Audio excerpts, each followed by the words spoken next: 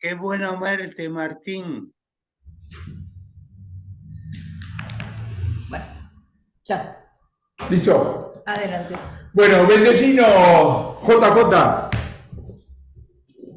Yo simplemente voy a darle la palabra a Juan Carlos, que es el verdadero organizador de esta sesión. Yo le doy la palabra a Juan Carlos de Paz, ¿ok? Bueno, muy bien lo mío, actualizando las estadísticas referidas al Nobel en Economía, porque después tenemos dos estrellas acá. A mí el juego, che, ¿alguien sabe algo de la mina esta? La mina esta es Claudia Goldin, la que le entregaron ayer el Premio Nobel de Economía. Le anunciaron. La entrega, igual te digo, María Edo y María Inés Berniel. Estas son las dos que saben. Así que chicas, prepárense porque confiamos mucho en ustedes. Mientras tanto, actualizo las estadísticas del Nobel. Recuerden ustedes que el origen del Nobel en Economía, copiando la metodología del resto de las disciplinas, es un subproducto del hecho que el Banco Central de Suecia en 1968 cumplió los primeros 300 años de vida y no se le ocurrió nada mejor que poner la guita para hacer el Premio Nobel de Economía. Hasta ahora, incluyendo a Goldin, tenemos 93 personas que recibieron el galardón, 26 de ellas de manera individual, 40 en grupo de 2 y 27 en grupo de 3, que es el máximo permitible. 93, 90 son varones, 3 mujeres. Las dos mujeres antes de Goldin son Elinor Ostrom, que lo compartió con no me acuerdo quién en 2009, y Esther Duflo, que lo compartió en 2019.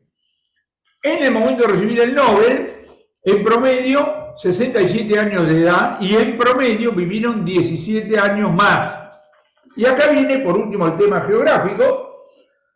54 de los 93 nacieron en Estados Unidos, eso es 58% del total, y 22 migraron a Estados Unidos e hicieron en Estados Unidos su carrera profesional. En total, 81,7%, 4 de cada 5, si lo querés, son americanos o llegados, digamos así, a Estados Unidos. Estas son las estadísticas y ahora la señora Goldin. Chicas, las escucho.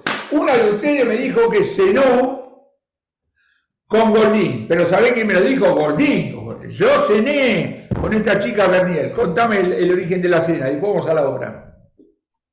Ay, bueno, la que cenó fui yo, no sé si María también cenó con ella. No, pero yo estaba haciendo mi postdoc en Italia, en el European University Institute, y Goldin fue a presentar uno de estos papers icónicos por los cuales se lleva el Nobel, y después de esa presentación fuimos a cenar con un profe y 3 postdocs más, y fue una cena muy agradable en la que por ahí se habló poco de economía y mucho de otras cosas interesantes. En aquel momento recuerdo que estaba muy interesada en entender cómo el arte a lo largo de su historia estaba bueno, considerando a la mujer, cuál era la participación en el arte, y justo estábamos en Florencia, entonces bueno, se habló mucho al respecto. Pero no puedo contar mucho más que eso en cuestiones personales, pero sí mucho sobre lo que he leído de Goldin. Antes de eso, fíjate vos, ella se define a sí misma como una detective. Sí, Y los detectives son curiosos, por eso hace tal preguntas. cual, ¿Entendés? tal cual. No se la pasó pontificando en toda la cena, que hubiera sido por demás aburrido, digo que, vos, y te y digamos así te pregunta. Sí, Dale. sí, recuerdo mucho de ese rol, y de hecho esto que es, le gusta hacer, que le hagan preguntas también. Por lo que he leído, dice ella que mucho de lo que es su investigación se lo debe a los alumnos, y sobre todo a esos alumnos que hacían preguntas difíciles. Entonces dice bueno, que invita a los alumnos a seguir haciendo estas preguntas difíciles para que nosotros académicos podamos avanzar en lo que verdaderamente importa. Acá me está indicando Bueno, Susana que alguno de los presentes, si quiere hacer una pregunta por chat, la puede hacer. Dale. ¿Por qué bueno, le dieron el Nobel? No le dieron el Nobel porque es a simpática. ver, ¿Por qué le dieron el no Nobel? le dieron. Contame. Bueno, a ver, a Golding le dieron el Nobel por la contribución que hizo al entendimiento de la participación de la mujer en el mercado laboral y con esto Ajá. a entender los mercados laborales en general, ¿no? Las mujeres son potencialmente el 50% de la mano de obra que tiene una economía y entonces por muchos años el rol de la mujer como trabajadora y de hecho, bueno, desde los académicos nosotros, ¿no? Ha sido bastante ignorado por una cuestión quizás, o por percibirlo como complejas, porque las mujeres se mueven demasiado, van, vienen, etcétera, o por percibirlas que en algún momento no tenían un rol tan importante. Pero si ustedes recuerdan, hubo muchos trabajos muy importantes que ignoraron totalmente, que solamente consideraban la fuerza, la mano de obra masculina en su análisis, ¿no? Bueno, Golding lo que hace es tratar entonces de comprender la participación Pero social. perdóname, vos te acordás que Samuelson en su libro de texto decía, el jefe que se casa con su secretaria comete el antipatriótico acto de hacer bajar el PBI, porque la mujer va a trabajar al hogar y eso no está en la cuenta nacional. Seguí. Bueno, ese comentario, pero bueno, gracias por el comentario porque de hecho la Academia Nacional de Ciencias dice por qué entonces nos importa tanto este trabajo de Golding y lo que dice es, bueno, si las mujeres y los hombres no tienen las mismas oportunidades de aprovechar sus recursos humanos, su potencial en el mercado laboral, esto es una pérdida, no es solamente una cuestión de equidad, es una pérdida de eficiencia y de asignación ineficiente del talento y por lo tanto una pérdida potencial de PBI y eso lo dice la Academia Nacional de Ciencias muy claro en las primeras páginas en donde justifica el Nobel a Golding. Y bueno, la verdad si pensamos en brechas de género, a pesar de que la situación mejoró mucho y eso es algo que Claudia Golding muestra a lo largo de los 200 años por ahí más o menos de estudios que como historiadora y como investigadora ha podido analizar. Todavía hay brechas muy importantes de género en América, en Argentina, por ejemplo, la brecha en la participación laboral ya de lleno es 20 puntos porcentuales. Y cuando las mujeres participan, ganan 25% menos que los hombres. Y eso es porque trabajan menos horas, trabajan en promedio 9 horas menos en Argentina. Y también cuando participan lo hacen en empleos más informales, menos productivos, en empresas más chicas, que en general son menos productivas, etcétera, ¿no? Entonces, bueno, creo que queda claro de por qué es importante, al menos el tópico, ¿no? Por el cual ella es galardonada. La otra María, una primera vuelta, dale. Dale. Bueno, si quieren yo les cuento por ahí una de las contribuciones como más importantes, o como creo que la contribución más importante no se puede resumir en un único paper, y eso es lo que destacan todos los que hablan del trabajo de Golding, y es como, ella misma habla como de un collage de evidencia, ¿no? Entonces hay como un montón de pedazos de evidencia que ella va reuniendo respecto de esto que decía Ine, de las trayectorias de hombres y mujeres, ¿no? En el mercado laboral, y ella se define, como decías vos, Juan Carlos, como una detective, y de hecho es un trabajo muy arduo, muy titánico, de juntar datos donde no es que no habían, pero estaban escritos en papeles, en archivos perdidos en los Estados Unidos, que es donde ella se focaliza, y ella hace un trabajo muy fuerte de reconstrucción de estos datos, de producción de datos analizables, ¿no? Con nuestras herramientas económicas, y a partir de esa reconstrucción ella intenta entender primero cuáles son las diferentes trayectorias de hombres y mujeres en los 200 años de historia americana. Eso es como el primer paso, ¿no? Y entender esas brechas, y después entender cuáles son las causas de esas brechas, ¿no? Eso es como el gran paso que ella da. Hay un trabajo muy interesante y muy icónico de los que mencionó Ine, que tiene que ver con pensar las distintas fases de estas trayectorias, y entonces ella lo divide en 4 fases, y a las primeras 3 fases las llama evolutivas, y a la última fase la llama la revolución silenciosa, y la idea es que estas primeras 3 etapas, que son del siglo XIX, lo que hacen es sumar mujeres al mercado de trabajo, de distintas formas, ¿no? Antes de la guerra, durante la guerra, después de la guerra, pero la cuarta etapa, que ella llama revolucionaria, y es en la que se concentra, que sería de los 70 para acá, es una etapa en donde las mujeres no solamente se suman más al mercado laboral, sino que cambian el modo de insertarse, ¿no? Entonces no es solamente una trabajadora secundaria que sale a parar la olla cuando hace falta un trabajador adicional en el hogar, sino que es una trabajadora que empieza a pensarse a sí misma con un plan de carrera, que empieza a pasar a hacer su empleo, empieza a pasar a ser parte de su identidad social, ¿no? Entonces como que cambia la manera de insertarse. Y Déjame meter esto, una baza. No, termina. y muestra cómo esto empieza a cerrar las brechas, pero las brechas obviamente se mantienen, y entonces empieza a indagar cuáles son esas causas. Sí, sí. No, muy interesante. Primero, desde el punto de vista del método, esta mujer dice, yo recolecté yo laburé sola, hasta hace muy poco no tenía asistente de investigación y además a mano, papelito, como vos dijiste.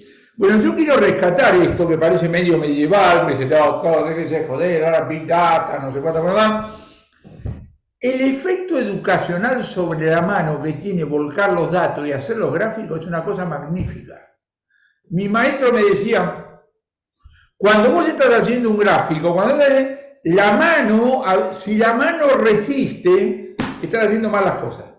¿Entienden ustedes? Entonces, por supuesto que no vas a usar 2 millones de números y le vas a meter todo uno por no.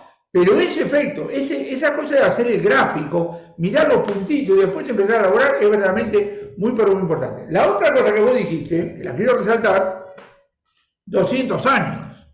No, 3 días, no vamos a la teoría de la semana anterior, 200 años. Y la otra cosa es la dinámica que a lo largo de los 200 años tiene, porque la brecha de género no es una constante, depende de muchas, ¿no es cierto? Como vos acabas de decir, de muchas, digamos así, dinámicas, donde hiciste una división entre las 3 primeras etapas y, digamos así, la última, ¿no? Seguí. Bueno, y para complementar eso que decía antes, ella mira estas brechas y mira las dinámicas en las causas atrás de estas brechas, ¿no? Entonces, no solamente las brechas son dinámicas, sino que las causas que explican esas brechas van cambiando. Y ella muestra cómo antes, hace medio siglo, podíamos explicar estas brechas por cuestiones que tenían que ver con diferencias en la educación, hombres más educados que mujeres, por lo tanto, hombres trabajaban más, participaban más del mercado laboral, y también por la discriminación explícita e implícita, leyes que prohibían a las mujeres trabajar en determinados sectores, una discriminación implícita acerca del rol de la mujer, etc.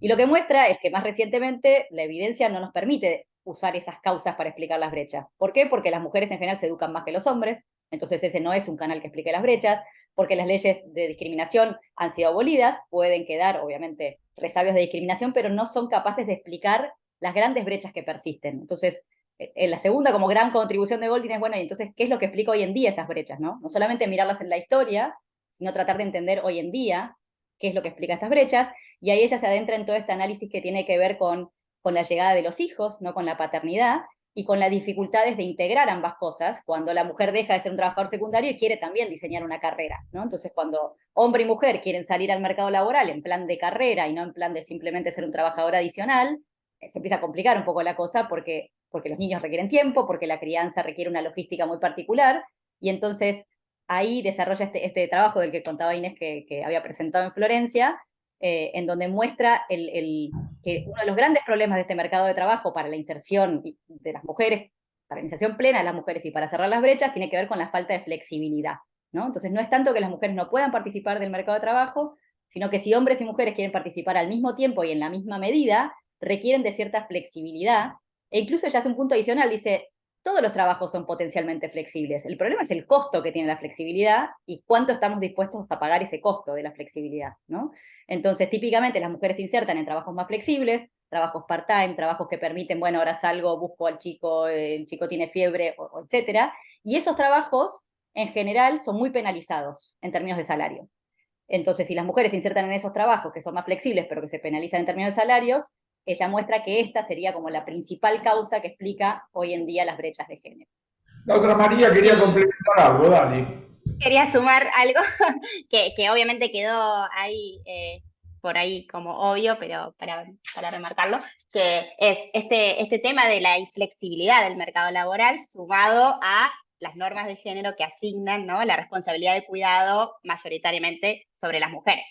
Porque si en realidad eso no fuera así, no necesariamente entonces veríamos brechas de género en el mercado laboral. Lo que sucede es que la responsabilidad de cuidado recae sobre la mujer y entonces es la mujer la que tiene que salir a buscar trabajos más flexibles para poder combinar familia y trabajo, y los trabajos más flexibles son los peores pagos.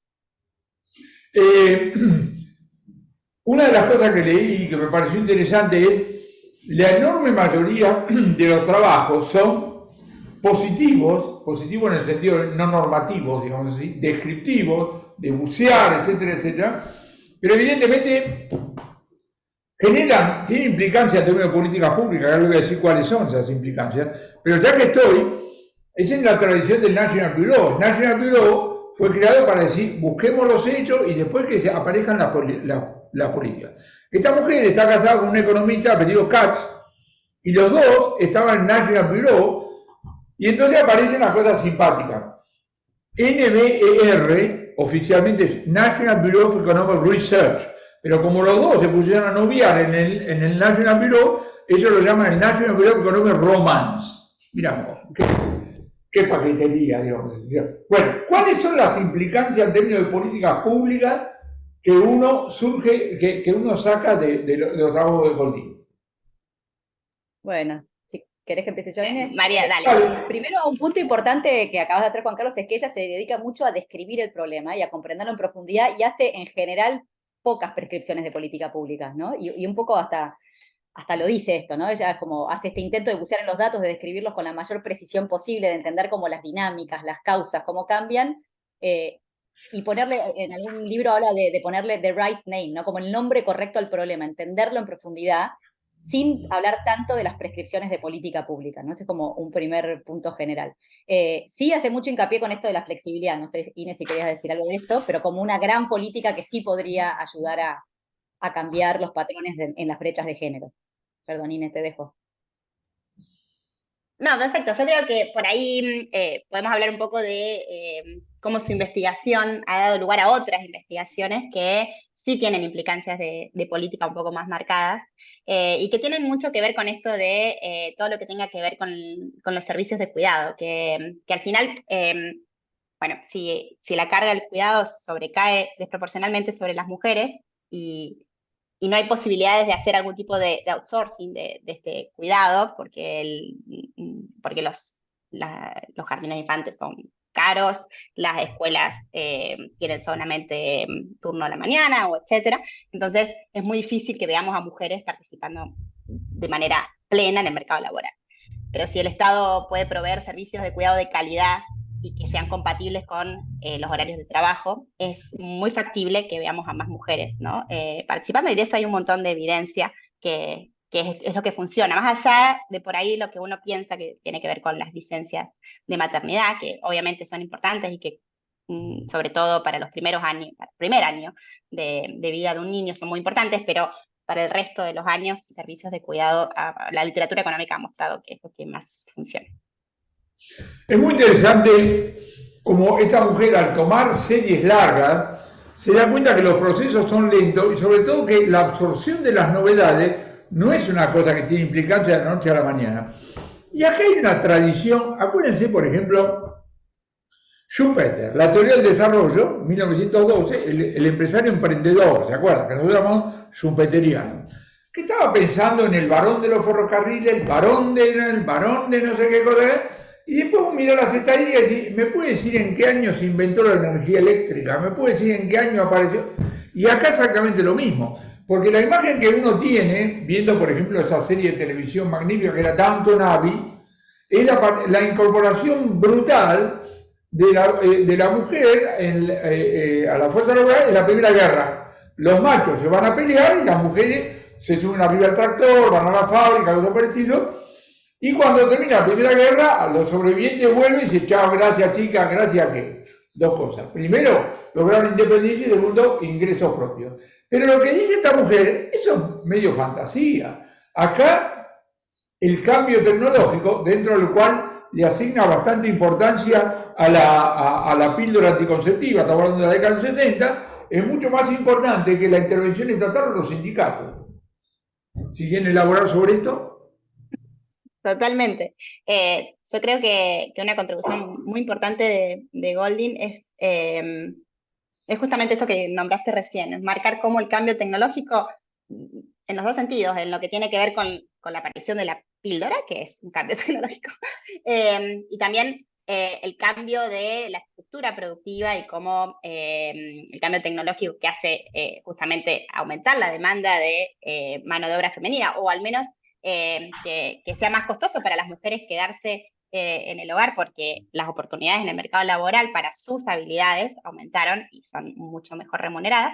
Entonces esos dos cambios tecnológicos impulsaron muchísimo la participación de la mujer, sobre todo en los 70, que es cuando, bueno, cuando la píldora, y ella tiene este paper con un título tan lindo, además, que se llama The Power of the Pill, que muestra que justamente en esos años es que las mujeres empiezan a poder, porque esas dos cosas, ¿no? El hecho de poder saber que el mercado laboral está cambiando a una dirección en el que mis habilidades van a ser bien remuneradas en el futuro, y además puedo gestionar y planear cuándo y cuántos hijos tener. Eso hace que sea mucho más previsible mi mercado laboral y por lo tanto mis inversiones que yo haga hoy. Entonces, si voy a ir a la universidad, voy a invertir un montón de años en una carrera, voy a poder planificar los años en los que yo voy a poder explotar, ¿no?, los retornos de esta inversión. Y esto que ella hace mucho hincapié en el rol de las expectativas y de cómo jugaron un rol muy importante en la transformación, esto que explicaba María, de la transformación del rol de la mujer, de cómo se dejó de insertar como trabajadora secundaria a planear una carrera y convertir esta carrera en su identidad, ¿no? Es algo que creo que es súper importante en la contribución. ¿La otra María? Sí, agrego algo que por ahí no es propio de Golding, pero que tiene que ver con los estudios que ella fomentó, o que inspiró por lo menos, que es que si bien todo esto que Inés cuenta, ¿no?, de esta revolución y de cómo las mujeres de repente podían empezar a planificar, a vislumbrar, mirando para atrás, miraban a sus madres y miraban para adelante y decían, bueno, mi camino puede ser distinto, invertir en educación vale la pena. Hay otros trabajos que, mismo para Estados Unidos, muestran cómo las mujeres estudian mucho más, y sin embargo después sus tasas de participación laboral no se corresponden con esos grandes estudios, ¿no? Entonces venían todas estas mujeres con esta expectativa, esta inversión, ahora controlo el timing de la maternidad, ahora voy a poder poner mis habilidades a disposición de un mercado laboral que me las va a remunerar como lo que valen, y sin embargo seguimos viendo que las mujeres no terminan de explotar esas habilidades acumuladas, porque ahora tienen esos años de educación, y seguimos viendo en otros trabajos que no son los de Golding, pero que son claramente inspirados por los trabajos seminales de Golding, que esas mujeres no terminan de cerrar esas brechas, ¿no? Porque de todo esto de Power of the Pill parecería que ya está, que ya terminamos, y sin embargo vemos que esas brechas persisten, y ahí es donde entra toda su contribución acerca de que la maternidad, o la paternidad, mejor dicho, la llegada de los niños a una familia, siguen siendo un obstáculo en el sentido de un problema muy difícil de resolver, por más que hayamos resuelto las otras cosas. Por ejemplo, la inversión en estudios de la mujer, ¿no? Creo que Liat quería hacer una pregunta. Juan, ¿estás ahí? ¿Habrá sido secuestrado? Juan, estás silenciado. Desmuteate, Juan. Dale. Ahora se desmuteó. Quería preguntar lo siguiente a María y a Inés. Nosotros en la Academia de Económicas tenemos una mayoría impresionante de varones, no de mujeres. Hay dos mujeres, una de las cuales está muy enferma, o sea que no participa. Tres mujeres. Tres mujeres. Propuse, para tratar de solucionar esto, aumentáramos el número de mujeres de académicos, y que de 35 a 40 era, y que todas las mujeres, todas fueran mujeres, esos 5 adicionales. ¿Qué les parece? Por supuesto, perdí la votación de 10-1 o parecido. ¿Qué opinan ustedes? Me gustaría tener tu opinión.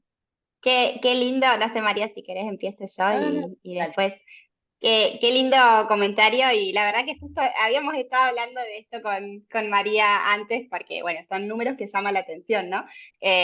Habíamos visto que históricamente solo el 2% de los académicos miembros de la ANSE han sido mujeres. Y bueno, un número muy parecido al que comentó de Pablo al principio de los premios Nobel, ¿no? Entonces, hay un montón de factores que están por detrás de esta baja participación de mujeres en la academia, que podemos ponernos a discutir y a elaborar cuáles pueden ser, pero les quiero contar que con María y con varias otras economistas de Argentina estamos tratando de contribuir, ¿no?, a que la situación cambie. Y de hecho mañana vamos a proponer en la AEP la creación de un comité para la promoción de la carrera de economistas argentinas. Y bueno, sería muy bueno contar también con el apoyo de alguna forma de la ANSE para este comité. Y también yo estoy participando en la IEA, con Dani Rodri, con Raquel Fernández y con otras dos profesoras, en un proyecto para promover la participación de las economistas mujeres en el mundo, en la academia, y justamente María Edo, Mariana Marchioni, Florencia Pinto y Mariana Violás ganaron un concurso que hicimos para juntar y recopilar al estilo Golding todas las estadísticas que se puedan sobre la presencia de mujeres en los distintos ámbitos de la economía en Argentina. No sé si María querés contar un poco más sobre eso, pero yo creo que lo primero que tenemos que hacer es un diagnóstico para poder entender cuáles son los motivos por los cuales nosotros tenemos tantas mujeres. Déjenme decir lo último, por ejemplo, ustedes mismos en la ANSE tienen un premio a los mejores promedios de la carrera de la licenciatura, y yo vi que el 47% de esas son mujeres. Muy bien. Y entonces me parece que estamos perdiendo mucho capital humano y talento mal asignado que como economistas nos tiene que preocupar particularmente, ¿no? Entonces, María, no sé si querés decir esto, y gracias, Juan, por el comentario. Sí, muchas gracias, Juan, por el comentario. Y creo que en parte perdiste la votación porque, claro, eran todos varones, ¿no? Pero bueno, lo que estamos tratando de hacer desde este concurso que ganamos es mirar para Argentina dentro de la academia, ¿no? Dentro de los economistas, pero los economistas que se desarrollan en la academia, intentar entender como todo el camino, todo el sendero profesional, entender cómo se va desgranando esto, ¿no? Cómo tal vez vemos que al inicio, cuando entran a la carrera de economistas, la diferencia no es tan grande, no es 50-50, pero vemos un 60-40 de mujeres en el grado, después quienes entran a la maestría, después quienes hacen un doctorado, después quienes son profesores investigadores, después dentro de los departamentos qué roles cumplen cada uno de estos, de hombres y mujeres, ¿no? Entonces intentar hacer un diagnóstico para la Argentina de toda la trayectoria dentro de la academia y tratar de entender como dónde están esos nodos, esos cuellos de botellas que hacen esto que decía Inés, que perdamos este capital humano, porque en general vemos que entran más o menos parejos, las mujeres tienden a tener un rendimiento igual o superior al de los hombres en tiempos de graduación, en promedios, y sin embargo después no las vemos por los pasillos de la academia, o las vemos entrar al CONICET a las primeras instancias, la beca doctoral, tal vez una postdoc, y después desaparecen del mapa, como entender ahí dónde las perdemos a las mujeres. Ese es como un poco el plan. Igual aprovecho para decir que nos está costando un montón encontrar los datos, pedir acceso a los datos, pedir que nos los presten, así que estamos un poco como Golding en la etapa del Machine Learning, el Big Data y todo, nos está costando como si estuviéramos en 1920 encontrar los datos, un poco por recelo, un poco porque no se sabe para qué se van a usar, otro poco porque no está la información disponible, o no está disponible en algún formato que podamos usar, pero bueno, nada, es parte del esfuerzo que estamos haciendo, incluso señalar cuáles son los agujeros que hay y por dónde deberíamos empezar a construir más información. Bueno, por el ímpetu que están mostrando habrá que frenarlas antes que sea tarde, chicas. Al referir a la Asociación Argentina de Economía Política, creo que vos mencionabas, ahí la presencia femenina es muy grande, además de decir que la expresidenta es mujer y la actual presidenta es mujer. Y así como vamos, creo que no va a haber un macho más al centro. Pero déjame decirte que solo el 18% de las presidencias fueron de mujeres, y de hecho históricamente el 11%, si sumamos justo estos 2 años, sumamos al 18%, o sea, 1 de cada 10 presidencias fueron de mujeres. Pero mira, medio marginal, tenés las últimas 2 de 2. Ahí vamos. Bueno, quiero un comentario, acá hay un caso muy interesante de un paper que hizo Golding con una chica que se llama Cecilia Rose. Muy interesante para mostrar el efecto de la discriminación. Fueron a una orquesta sinfónica que estaba buscando nuevos ejecutantes. Entonces, al jurado, lo sentaron ahí e hicieron pasar a los distintos candidatos o candidatas para que tocaran detrás de una mampara que no se veía. Entonces los tipos votaron. Y después hicieron exactamente lo mismo sin la mampara. Y los resultados fueron fenomenales. Cuando había mampara y no se sabía si quien estaba tocando era varón o mujer, el porcentaje de mujeres elegidas fue abrumadoramente superior a cuando se veía que la que estaba tocando era... Es impresionante ese ejemplo. Es impresionante y es creo que es un paper que habremos leído todos en cualquier curso de economía laboral, porque bueno, justamente muestra de una forma muy limpia, ¿no? La discriminación de género en algo que uno nunca esperaría, ¿no? Y sí, lo que hace de hecho es usar, durante unos años, ni siquiera fue esto planeado, sino que durante varios años las orquestas sinfónicas, no me acuerdo bien dónde, de Estados Unidos, se propusieron hacerlo a ciegas. Y entonces lo que hace es comparar cómo cambió el resultado antes y después de este cambio en la metodología. Pero bueno, después hubo un montón de trabajos que tratan de imitar esto de audiciones, como más como experimentos diseñados, pero esto lo lindo es que no es un experimento, ¿no? Es algo que sucedió en el campo, en la vida real. Chicas, además de leer los papers de Golding, ¿ustedes replicaron en Argentina algunos de los estudios? ¿Qué encontraron? Contame. Sí, María. cuento un poco yo, Inés. Sí, hemos hecho varios trabajos con Inés, con Mariana Marchioni, con Florencia Pinto también, y con con Lucila Berniel y con Dolores de la Mata, perdón, quería nombrar a todas. Y muchos de esos trabajos lo que tratamos de hacer es ver si estos resultados que se ven para otros países del mundo, porque como dijimos, Goldín trabajó para Estados Unidos, inspiró muchos trabajos sobre esta aparición de los hijos y su efecto en los resultados laborales de hombres y mujeres. Hay mucho trabajo para Suecia, Noruega, Dinamarca, y nuestra pregunta era, bueno, y si lo vemos acá, ¿qué pasa? ¿No? ¿Nos dan los mismos resultados? ¿Podemos extrapolar estas conclusiones para estos países nórdicos o para estos países desarrollados para América Latina? Y lo tratamos de hacer para acá. La primera dificultad fue claramente que no teníamos datos, ¿no? Porque para mirar estas cosas necesitas datos de mucho tiempo y necesitas tener las historias laborales de las mujeres y de los hombres, y típicamente para América Latina no lo tenemos. ¿Por qué? Porque son caros y en general esos datos no están disponibles. Dado eso, obviamente nuestro objetivo era Argentina, tuvimos que tachar a Argentina, pasamos al siguiente país para el que conseguimos datos y lo sentíamos cercano, que fue Chile, y después lo replicamos para Uruguay, para México y para Perú. Y lo sorprendente es que encontramos resultados muy parecidos a los que se encuentran en lugares como Dinamarca, y vemos que la penalidad por la aparición de un niño es alrededor de 20 puntos porcentuales, o sea, las mujeres bajan en 20 puntos su participación en el mercado laboral, y para los hombres en general nada, o tal vez aumentan en algunos resultados laborales. Y lo que nosotras encontramos, mirando con así buceando en los datos de Chile, es que era sorprendente, ¿no? Porque nos esperábamos encontrar resultados distintos, en contextos culturales distintos, contextos institucionales distintos, servicios de cuidado distintos. Y una de las cosas que encontramos es que acá se suma un factor adicional que es la informalidad. Entonces lo que encontramos era que las mujeres, muchas veces las que volvían después de la maternidad al mercado laboral, se insertaban en empleos informales. Y nosotras asociamos esto, y lo mostramos en algún trabajo, con esta mayor flexibilidad que permiten los trabajos informales, esta entrada y salida, la distribución de horas a lo largo del día, ¿no? Entonces, como una especie de precio que pagan las mujeres por volver al mercado laboral, porque esto tiene, por supuesto, consecuencias negativas sobre su proyección futura, el acceso a la seguridad social, un montón de cosas, y es como un precio que pagan, pero que amortigua en algún sentido su salida del mercado laboral, ¿no? Entonces no salen tanto como nosotras hubiéramos esperado, pero pagan este precio adicional que en estos otros países desarrollados nosotras no encontramos. ¿La otra María?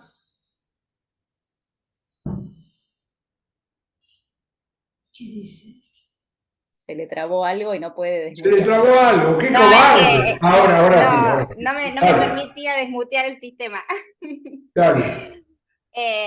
Bueno, que ya contó María Edo bastante de nuestra investigación, pero hablando de datos, en un momento dijo María que bueno, que nos hacen falta datos, y eso es cierto, pero también tratamos de contribuir un poco desde esa dimensión. Nosotros en el CEDLAC generamos un proyecto que se llama GenLAC, que justamente lo que hacemos es procesar un montón, cientos y cientos de encuestas de hogares de 18 países de América Latina, con una perspectiva de género, si se puede decir, en el que tratamos de mostrar estadísticas que son útiles para comprender justamente las brechas de género en un montón de dimensiones, y ponemos estas estadísticas al público, que cualquier persona puede entrar a la página web y bajarse estos datos, así que creo que también tratamos de hacer esa contribución más allá de la parte académica pura.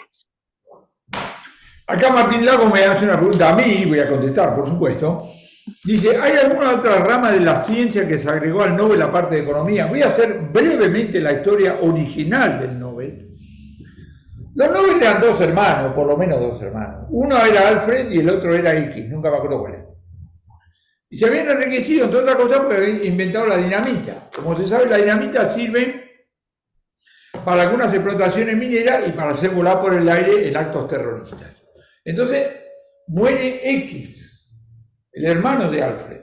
Pero hay un diario, creo, francés, que cree que murió Alfred. Entonces hace un obituario que dice, al fin murió este reverendo hijo de puta que inventó la dinamita. Un desastre. Alfred lee eso y dice, ¿pero qué hice yo?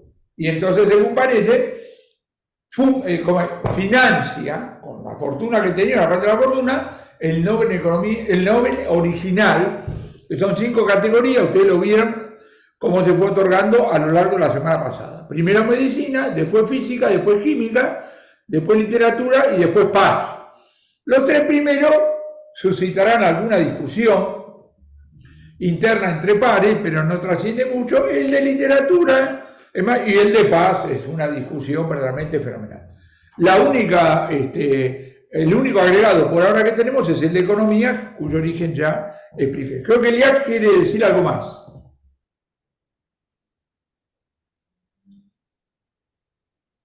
¿Estás ahí, Juan? Sí. Ahí me desmuteé. Yo quiero decir simplemente que hay que tomar en cuenta que el idioma castellano tiene una palabra para decir el sexo, que es varones y mujeres, y el inglés no lo tiene. ¿Por qué no usamos la riqueza del español para referirnos al sexo de las personas? Bueno, a ver, sexo por ahí hace más referencia al sexo al nacer, y de hecho los datos que nosotros utilizamos, que en general vienen de encuestas de hogares, la pregunta es ¿cuál es su sexo? Pero haciendo referencia más que todo a la percepción que tiene la persona sobre su identidad de género. Entonces, por eso es que estamos utilizando esta palabra, que es más acorde a lo que en realidad creemos que estamos analizando. Pero podemos discutirlo. Estás muteado, Juan. Esto de la percepción, creo que hubo una pregunta en el último censo, ¿no? Sí. Siempre, lo voy a decir en latín, esta es la academia, siempre hace una pelotudez, alguna pregunta que pusieron y sobre todo que no hicieron. Hay una serie de preguntas que no se hicieron, pero esta como... Ahora, creo que 98-99% de la gente dijo, soy varón o soy mujer, no hay mucha... Sí. Pero bueno, es una información que uno tiene que tener, ¿no? Tenemos que... Justamente ahora conocemos cuál es el número. No, pero es muy interesante porque cuando vos agarrás algún tema en televisión, la televisión es cualitativa. Según mis amigos los periodistas, no se puede pagar los créditos bancarios. Y vos hablas con un banco y decís, ¿qué mora tenés en crédito personal hipotecario? 2%. El 98% paga. Y haces una teoría del 2%. Y peor, haces una reforma de la ley por el 2%. Y ahí es donde vuela todo por el aire. De acuerdo. Bueno, de hecho, hablando de percepciones erradas, el sábado di una charla sobre género en la facultad, y les hice una pregunta en una encuesta anónima sobre cuál creían que era el número de mujeres, y les dije que podían poner números con comas, el número de mujeres por hombre en la Argentina en su rango etario, ¿sí? Y es una pregunta que yo hago muchas veces, porque la verdad que no deja de asombrarme las respuestas que me dan. Y los invito a que se la hagan a su entorno también. Y después me cuentan los números. Aparecen muchas veces el número 7, el número 2, y pocas veces el número real, que es el aproximado a 1, y si algo un poquito va por debajo de 1. Claro. Y eso Pero hace hagamos un una poco ronda también final, chicas. referencia, me parece, a la sobreoferta de mujeres que parece haber en el mundo. Una ronda final, María. Dale. Yo quería por ahí retomar algo que me quedó picando cuando hablamos de las políticas públicas, y vos nos preguntás cuáles eran las prescripciones de política pública, y si bien Golding no trabaja este tema de manera directa, nosotras sí hemos visto muchos trabajos, y nosotras también hemos trabajado sobre esto, que también es como muy difícil intervenir en estas cosas, y sobre todo para traer algo a colación que no nombramos tanto, que tiene que ver con las normas culturales, ¿no? Entonces, cuando vos armás una política, y esa política tal vez no respeta, no tiene en cuenta esas normas culturales, hay trabajos que muestran que se transforman en boomerang, ¿no? Entonces hay un trabajo, por ejemplo, muy conocido en donde las universidades de elite de Estados Unidos se dieron cuenta esta brecha justamente, ¿no? En esta brecha que tratamos de documentar para Argentina, de que las mujeres entraban más o menos parecido a los varones a las escuelas de economía y después iban quedando como asistentes mientras los hombres iban progresando, y entonces esto tenía que ver con el tenure y con la productividad, y cuando las personas tenían que estar produciendo sus trabajos que los iban a llevar al tenure, claro, las mujeres estaban teniendo los hijos, entonces crearon como una política neutral, se llamaba algo así como Neutral Biological Clock o algo por el estilo, en donde les daban por cada hijo que tenían, les daban un año extra para el tenure. Y entonces miran las brechas antes de esta política, miran las brechas después, y resulta que después las brechas aumentaron en vez de disminuir, que obviamente era el objetivo. ¿Y por qué aumentaron? Porque claro, esto se lo dieron a hombres y mujeres por igual. Entonces, ¿qué hicieron las mujeres en ese momento? Cuidaron de sus hijos. ¿Qué hicieron los hombres? Tuvieron un año sabático. Entonces, esto que fue una política que fue real y tenía una intención de cerrar brechas y tenía una intención de ser muy pro, ¿no? Inserción de las mujeres en el mercado laboral, resultó un boomerang y resultó algo negativo. Entonces, como quería remarcar esto de la dificultad de intervenir en este tipo de cuestiones, dadas las normas culturales que tenemos, ¿no? Entonces, nada, como destacar ese punto. Y creo que en parte por eso también Golding hace como poco de esto, ¿no? Un poco hincapié, porque tenemos que entender muy bien el problema para encontrar soluciones que tengan buenos resultados. Chicas, nos han iluminado y sobre todo nos han dado ganas de seguir leyendo las cosas de la señora Golding, así que les agradezco mucho. Gracias Y a a todos ustedes. los invito a la última reunión de este ciclo, Academia y Sociedad, que va a ser el 14 de noviembre, si Dios quiere. Cuídense todos, ¿eh? Les vaya muy bien. Chao. Muchas gracias. Muchas un gusto. gracias. Chao.